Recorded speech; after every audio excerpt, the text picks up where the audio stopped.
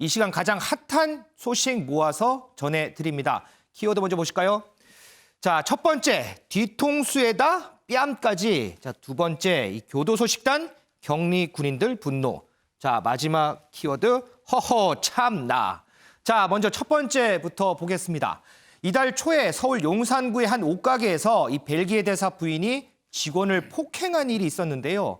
이 대사 부인은 현재까지도 피해자에게 사과는커녕 연락조차 하지 않았다고 합니다. 당시 CCTV가 공개가 됐는데 이 모습 리포트로 확인하고 오겠습니다. 지난 9일 오후 서울 용산구의 한 옷가게. 한 여성이 옷을 가득 쌓아둔 채 신발을 신고 옷을 입어봅니다. 1시간가량 옷을 구경한 여성은 아무것도 사지 않은 채 옷가게를 나섭니다. 잠시 뒤 이 여성은 옷가게로 돌아오더니 화가 난 듯 계산대로 향합니다. 그러더니 근무하던 종업원을 끌어내면서 잡고 흔들더니 갑자기 뒤통수를 때립니다. 옆에서 근무하던 직원이 이를 보고 말리자 이번엔 직원의 뺨을 때립니다. 여성이 입고 온 옷이 가게에서 판매하는 제품과 같았고 이를 오해한 직원이 쫓아가 구매 여부를 묻자 화가 나 폭행한 겁니다. 직원을 폭행한 사람은 피터 레스쿠이의 주한 벨기에 대사의 부인 A씨. 외교 관계에 대한 비엔나 협약에 따라 형사처벌할 수 없는 면책특권 대상입니다. 사건이 발생한 지 열흘이 넘었지만 폭행을 한 A씨는 피해자에게 사과는커녕 연락조차 하지 않고 있었습니다. 경찰은 대사 아내에게 출석 요구를 보냈고 대사관 측 연락을 기다리고 있다며 통상 조사 절차에 따라 수사를 진행할 예정이라고 밝혔습니다. MBN 뉴스 조동욱입니다. 윤지영 기자, 당초에 피해 직원이 한 명으로 알려졌는데 이 CCTV 공개되면서 피해자가 더 있다 이렇게 알려진 거죠? 네, 맞습니다. 그 영상을 다시 한번 좀 보면서 얘기를 나눠볼까요?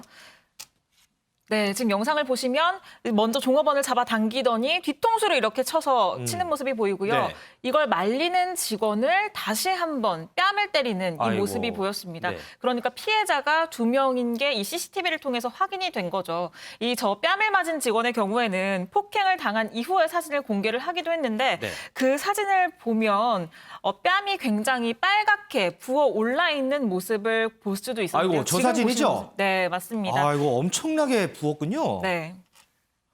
그런데 지금 리포트 보니까 이 벨기에 대해서 아직 뭐 사과도 안 하고 있다 그러는데 왜 여태 사과도 안 하고 있는 거예요? 네, 리포트에서 보신 것처럼 사건이 발생한 지 열흘이 넘었지만 아직 사과조차 하지 않고 있습니다. 이 경찰은 지난주에 대사 부인을 입건하고 출석을 요구를 했는데요.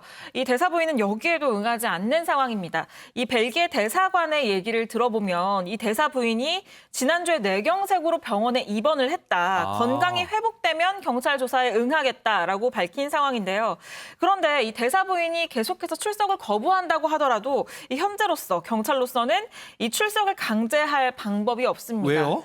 왜냐하면 이 외교 관계에 대한 비엔나 협약 때문인데요. 이 외교관과 그 가족은 면책특권 대상에 해당이 됩니다. 그렇기 때문에 출석을 강제를 할 수도 없고 앞서 리포트에서 보신 것처럼 이 형사처벌 역시 어렵습니다. 벨기에가 자국법으로 처벌을 하는 방법이 있긴 하지만 이 역시 현실적으로는 쉽지 않은데요.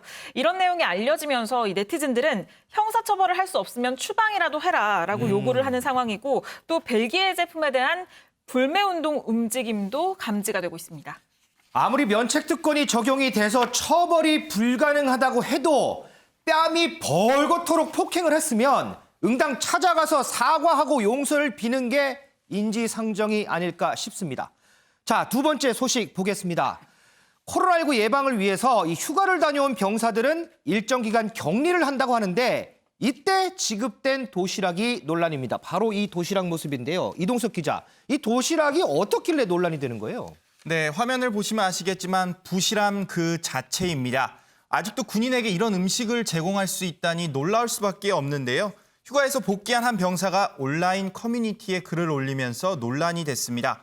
닭 볶음탕에 김치, 피클, 그리고 두 그릇으로 보이는 양의 어마어마한 쌀밥이 눈에 띄는데요. 이게 밥이고 이제 이 세 가지가 반찬이 다인 거군요. 그렇습니다. 밥을 먹어도 반찬이 부족할 정도로 이렇게 보여집니다. 이 병사는요, 격리된 상태로 휴대전화를 반납하고 TV도 없고 밥은 이런데 교도소와 뭐가 다르냐. 그러면서 휴가 나온 게 죄냐며 불만을 터뜨렸습니다. 이 도시락을 본 네티즌의 반응은 훨씬 더 뜨거웠는데요. 닭볶음탕에 양념이 더 많다. 감옥도 저거보단 음식이 더 잘 나오겠다. 아이고. 나라를 지켜줘도 될 모양인데 누가 군대를 가려는가 그런 이런 글이 계속 올라오고 있습니다. 그런데 이 사진 올라오고 난 뒤에 부실 식사에 대한 이 글이 막 쇄도한다면서요? 그렇습니다. 그야말로 난리가 났습니다. 해당 제보글에는요, 댓글 7,000개가 넘는 게 현재 달렸거든요. 그러면서 새로운 사진들이 계속해서 등장하고 있습니다. 다른 부대 역시 마찬가지라면서 본인들이 찍은 사진들을 계속 올리는 건데요. 그 정도면 감사히 먹겠다. 그리고 우리 부대 급식을 이길 사람은 없을 것이다. 비아냥 섞인 글들이 계속해서 등장하고 있는 상황입니다. 한 부대에서는요, 빵을 반으로 갈라먹고 있다면서 햄 한 조각도 다른 날 메뉴에 들어가는 햄인데 사용할 햄이었다는 안타까운 주장의 글이 계속해서 등장하고 있습니다. 그런데요, 이 뭐 학교 급식도 그렇고 뭐 군대도 그럴 겁니다. 하루 뭐 한 끼당 급식비라는 게 정해져 있잖아요. 그러면 이 급식이 이 하루 한 끼당 정해진 급식에 딱 맞춰서 정상적으로 나온 급식인 거예요? 예, 네티즌들이 그것 자체가 굉장히 의심스럽다는 반응을 보였는데요. 의심스럽다. 네, 이 정도면 당연히 급식비가 궁금할 수밖에 없습니다. 국방부에 책정된 장병의 하루 급식비는요, 8,790원입니다. 한 끼당 2,930원인 꼴인데요. 분명한 건 비슷한 가격대의 다른 급식을 보면요, 정말 이 급식이 부실한 급식이다. 이런 걸 느끼실 수 있을 겁니다. 누군가 중간에서 돈을 갈취하고 있다. 이런 의심까지 드는 상황인데요. 더 심각한 문제는 작년에 군에서는 코로나로 격리된 병사에게 똑같은 비슷한 급식을 줬다가 논란이 된 바 있습니다. 한 번에 논란이 됐었어요. 네, 아직까지도 개선이 안 되고 있다는 건데요. 저도 군대를 다녀왔지만 굉장히 아쉬운 게 있습니다. 바로 제한된 먹거리. 군대하면 제한된 먹거리잖아요. 그렇죠. 그러니까 다 먹자고 하는 것 아니겠습니까? 군의 발빠른 대처, 시민들의 요구가 현재 빗발치고 있는 상황입니다. 자, 마지막 이슈도 보겠습니다. 자, 뒤에 보면 김상희 국회 부의장 얼굴이 나오는데요.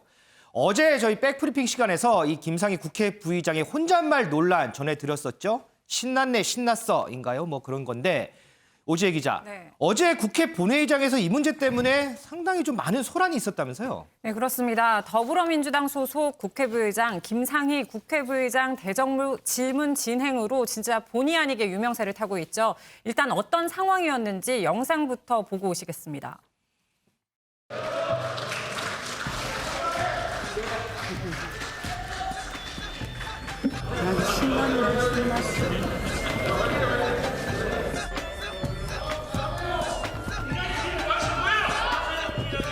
한 말도 없이 그냥 지나갈 수 있습니까? 구하신 거예요, 주무장님. 거기에서 잘못하신 부분에 대해서는 그걸 해주실 거 아닙니까? 양양자 의원님 질의해 주세요. 반도체에 관한 얘기입니다. 안 들으시면 안 됩니다. 네.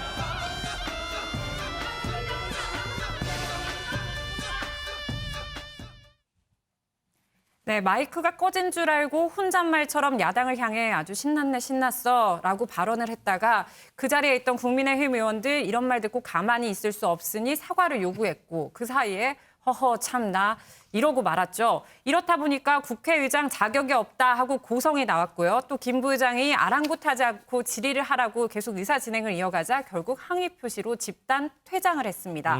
이와 관련해서 허은하 국민의힘 의원은 어제 기자회견을 열고 진실한 사과를 요구하면서 그렇지 않으면 국회 윤리특위에 징계안을 제출하겠다고 밝혔고요. 이에 대해 민주당 한준호 원내대변인은 논평을 통해 집단 행동이 오히려 오만 방자함에 극치라며 민생 회복에 찬물을 끼얹은 행동이라고 비판했습니다. 주호영 국민의힘 대표 권한대행은 잘못했으면 사과하고 재발 방지 약속하면 되지 하면서 거듭 비판을 하면서요. 오늘 김 부의장의 신났네 신났어를 이렇게 받아쳤죠. 잘났네 잘났습니다 하고요. 신났네, 신났어를 잘났네, 잘났어로 받아쳤군요.